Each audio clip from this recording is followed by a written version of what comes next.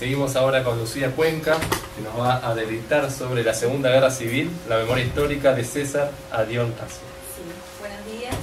Mi nombre es Lucía Cuenca, yo pertenezco a la Cátedra de Historia Antigua en calidad de ayudante de la cátedra y también trabajo un poco en el grupo de investigación. Prometo que voy a ser breve.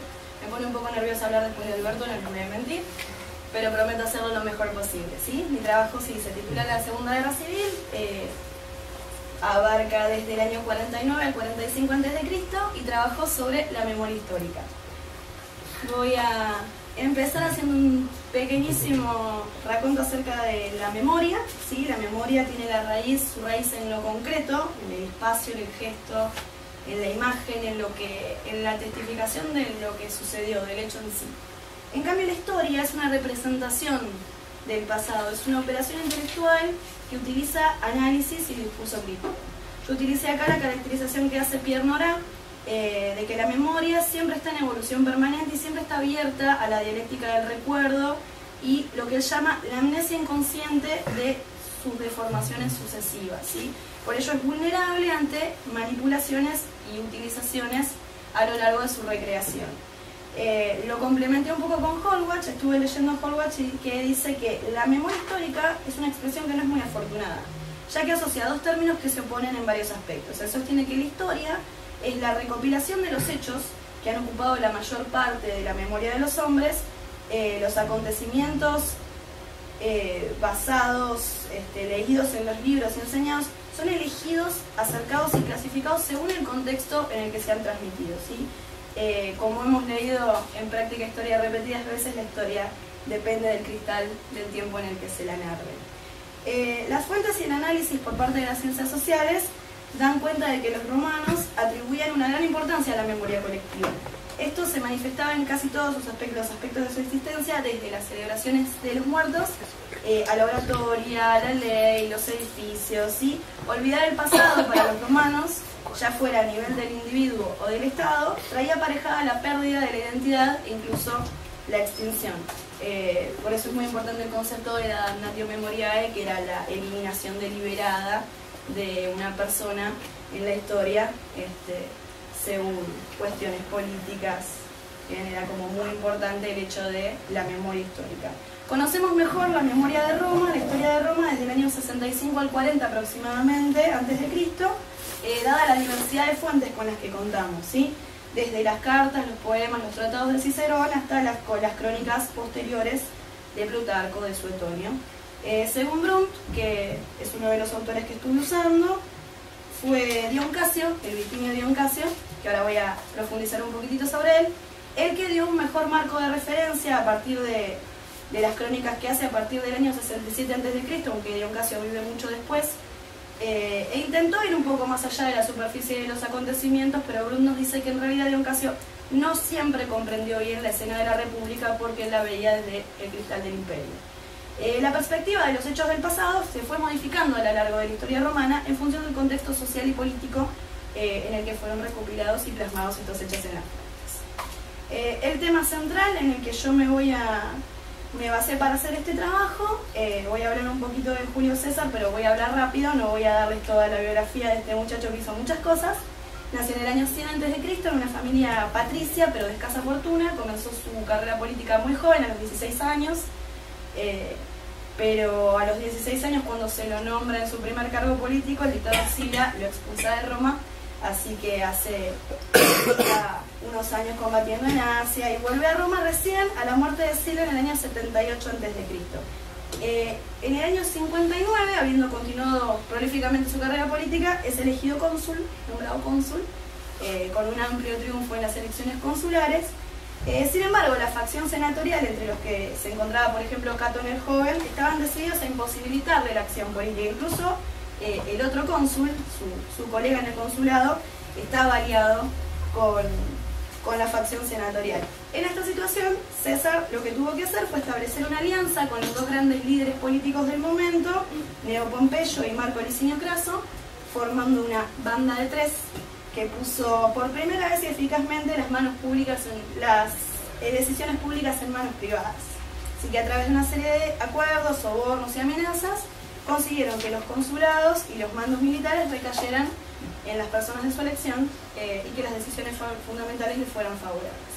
Entre las medidas legales que pudieron sacar adelante se destaca, y esto es muy importante, una ley agraria que regulaba el reparto de tierras entre los soldados veteranos. Esta, entre otras medidas, le otorgaría a César una imagen de general competente, político y amigo del pueblo, que sería muy importante el apoyo popular para su ascenso al poder después de la Guerra Civil, en una Roma todavía republicana y totalmente antimonárquica y totalmente en contra del poder unipersonal. Después de su consulado, César es designado procónsul de las provincias de Galia Trasalpina, Iliria y Galia Cisalpina. Su gobierno se caracterizó por una política muy agresiva con la que se sometió a casi toda la población, a todos los pueblos celtas. César, con apoyo del Senado, puso orden, por lo menos en el texto en el libro que utilicé, que es el libro de Cánfora, o sea, Cánfora, dice exactamente así: acudió a poner orden contra los germanos y para el verano del 51 a.C. toda resistencia gala había cesado, aunque hizo falta un año más para terminar de administrar los territorios, ¿sí? Para entonces César ya había ganado una gloria militar que iba inmediatamente a la saga de Pompeyo, su compañero en esta banda de tres, que también había coleccionado una lista de logros militares, pero había empezado César a eclipsarlo, ¿sí? Y era mucho más reciente su gloria y tenía un ejército de 10 legiones a su cargo. Y al mismo tiempo César tenía en Roma, todavía le quedaban partidarios, y los tribunos de la plebe, Marco Antonio y Caso Longino, eran sus portavoces y arrojaban descrédito sobre las intenciones del Senado, porque lo que querían era prorrogar el mando de César un tiempo más. Pero bueno, como hago énfasis de nuevo en que el poder unipersonal no estaba bien visto en la Roma republicana, el Senado propone una moción entonces para que César renuncie a ese ejército antes de cierta fecha, o se lo juzgaría como un traidor a la República porque estaba acumulando mucho poder para sí mismo.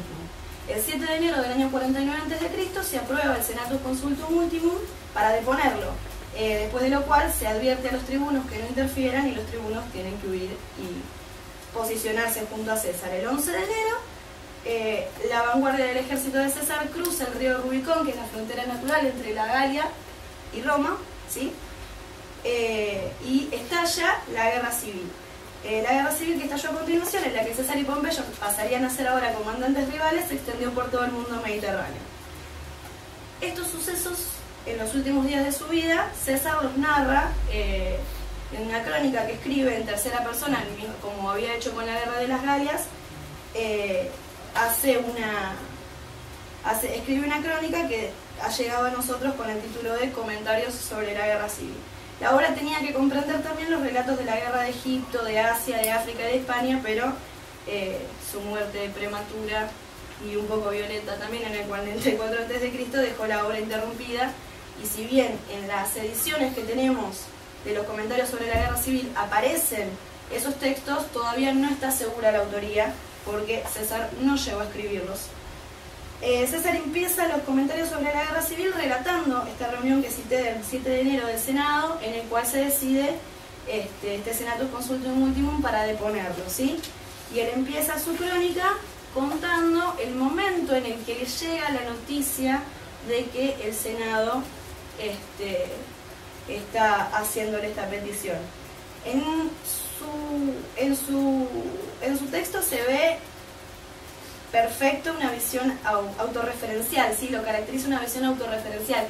Él lo que busca tiene una función propagandística, ¿sí? Tengo acá un ejemplo, por ejemplo, con respecto a esta visión, dice que en el fragmento 7 de la primera parte, es muy cortito igualmente, dice que recibidas estas noticias, César, convocando a sus soldados, cuenta los agravios, recordemos que es él mismo hablando en tercera persona de sí mismo, cuenta los agravios que en todos tiempos le han hecho sus enemigos, de quienes se queja de que por envidia y celosos de su gloria hayan apartado de su amistad y maleado a Pompeyo, cuya honra y dignidad él siempre había procurado y promovido. Él se posiciona como en una situación de, no de víctima, pero sí de como, yo en realidad no quería el poder unipersonal para mí, ustedes están interpretándome mal.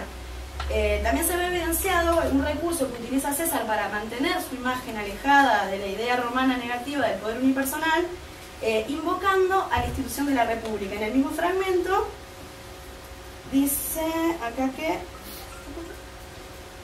me perdí, ahí. Los soldados, quéjase del nuevo mal ejemplo introducido en la República con haber abolido de mano armada el fuero de los tribunos, que los años pasados se había restablecido. O sea, él está instando al Senado a cómo que no le permitieron a los tribunos intervenir, cómo que les solicitaron que no intervinieran si la República no se trata de eso. Así que eso es lo que más o menos puedo, para hacerlo corto. Obviamente el trabajo es mucho más extenso y tomé muchas fuentes, muchas partes de la fuente, pero era como para más o menos vieran la función autorreferencial que cumple su obra, ¿sí? Todos estos acontecimientos y su propia actuación los encontramos narrados varios años después por el autor de la época imperial, Dion Casio, que es el que cité antes, por Brunt. Lucio Dion Casio nació en Turquía, en la actual Turquía, en Nicea, Bitinia, en una familia senatorial, y fue cónsul a partir del año 165 después de Cristo, o sea que escribe bastante después.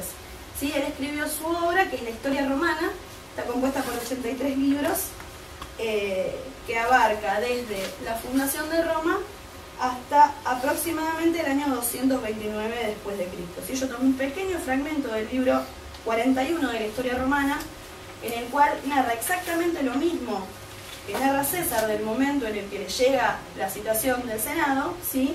Y nos muestra cuál es la visión imperial acerca de lo que de estos acontecimientos ocurridos casi 200 años antes, ¿sí? A continuación, Curión, que era el emisario que llegó a la carta, llegó con una carta de César. En la carta estaba escrito, entre otras cosas, todo lo que César había hecho en bien del Estado, así como su defensa de los cargos que se le imputaban.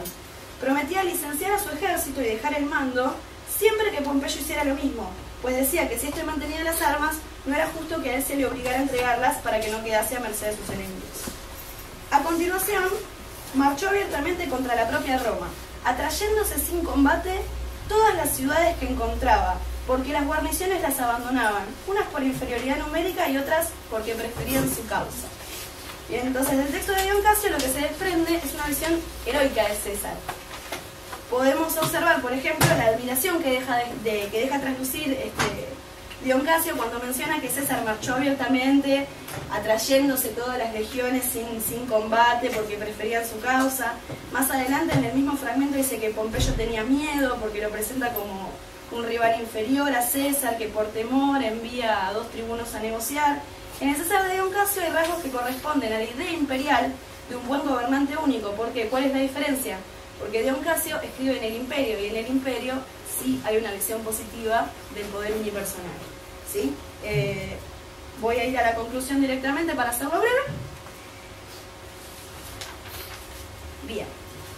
Voy a leer la última parte. Dice que mientras un recuerdo sigue vivo, esta frase es de Hallward, y la usé porque me parece que cierra perfecta la idea. Mientras un recuerdo sigue vivo, es inútil fijarlo por escrito, por lo que la necesidad de escribir la historia de un periodo, una sociedad o incluso de una persona no se despierta hasta que están demasiado alejados en el tiempo.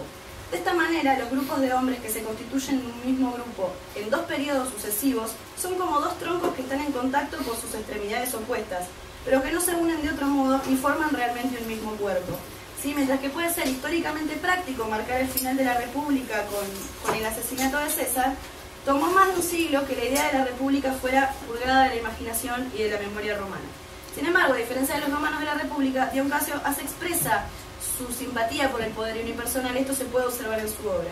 ¿Por qué? Por lo que la visión autorreferencial de César se ve apoyada en la visión heroica que nos presenta más adelante el historiador Vitinio, ¿sí?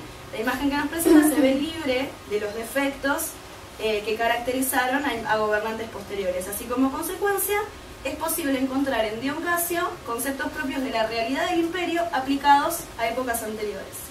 La importancia real de los hechos, en contraste con la que Dion les atribuye, condicionan su capacidad, condicionan su concepción del pasado histórico y su capacidad crítica ante las fuentes. Gracias. Gracias.